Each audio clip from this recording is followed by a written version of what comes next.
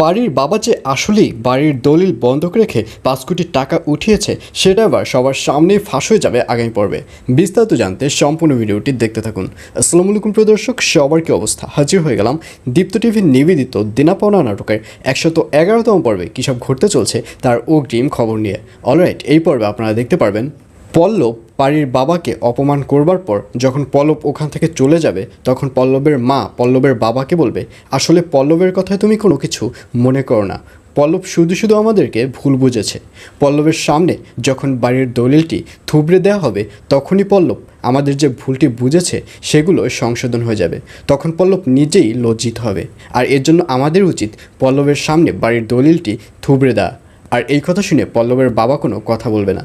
তখন পল্লবের মা বলবে, কী ব্যাপার, তুমি এখনও কোনো কথা কেন বলছো না? তুমি কিন্তু এখনও বলোনি যে দলিলটি আসলে কোথায় কোথায় দলিলটি রেখেছো। আর এইসব কথা শুনে পল্লবের বাবাকে দেখা যাবে সে রেগে মেগে পুরো আগুন হয়ে যাবে এবং পল্লবের বাবার পাশে একটি পানির গ্লাস দেখতে পাওয়া যাবে এবং সে রেগে সেই গ্লাসটি ওখানে ছুঁড়ে ভেঙে ফেলবে এবং ভেঙে ফেলে ওখান থেকে চলে যাবে।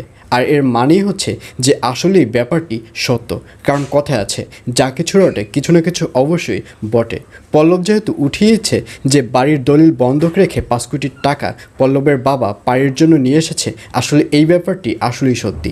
আর অন্যদিকে পাড়িকে দেখা যাবে সে এবার তার গহনার ব্যবসাটি আবার নতুন করে শুরু করবে। আর এই ব্যাপার নিয়ে ইরফানদের বাড়ির যে কাজের মেয়ে রয়েছে তার সাথে গল্প করবে। পাড়ি বলবে, আমারও একটা বিজনেস রয়েছে।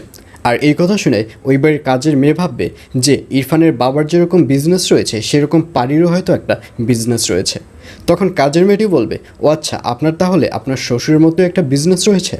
তখন পাড়ি বলবে, না, আসলে আমার শ্বশুরের মতো অত বড় কোনো বিজনেস নয়, আমার ছোট একটা গহনার বিজনেস রয়েছে।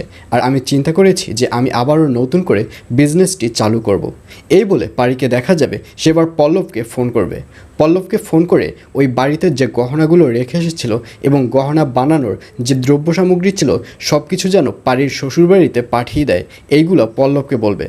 কিন্তু পল্লব পাড়ির কোনো কথাই শুনবে না। পল্লব বলবে, কী ব্যাপার, শ্বশুরবাড়িতে তোর শাশুড়ি কি তোকে কোনো কাজ দিচ্ছে না, নাকি শুধু বসে বসে থাকছিস তার জন্য আবারও নতুন গহনার ব্যবসাটি শুরু করতে চাচ্ছিস?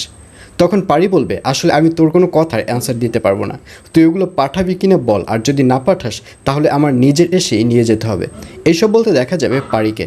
আর এছাড়াও থাকবে আরও আশ্চর্য সকল ঘটনা। সুতরাং সবাইকে দেনা পাওনা নাটকের আগামী পর্ব দেখার আমন্ত্রণ রইল।